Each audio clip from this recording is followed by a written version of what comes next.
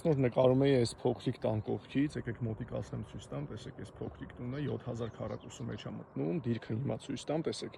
Մի հատիկ ճանապարհ անցնում է այս հատվածով, հենց հողի միջակատով, իսկ մյուս ճանապարհը այս տների հետևով գալիս է մինչև այստեղ։ Այսինքն իր հողը այսենց 7000 քառակուսի մետր տարածք է գրավում, իսկ այս դիմացի հարթ հողատարածքը երբեք ստեղ ոչ մի բան չի կառուցվելու, սա վարելահող, արոտավայր, 100 տարով բարձրակալված է ու Սևանա լճին կապած, տեսեք,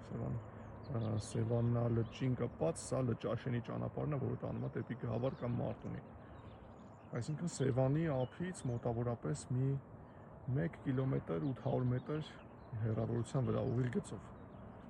Ներդրումային հողակտոր 1 քառակուսի մետրը $10, 7000 քառակուսի մետր $70,000, մանրամասների համար գրեք կամ զանգահարեք։ Վաճառում ենք 7000 քառակուսի մետր բնակելի կառուցապատման հողատարածք, 1 քառակուսի մետրի արժեքը $10։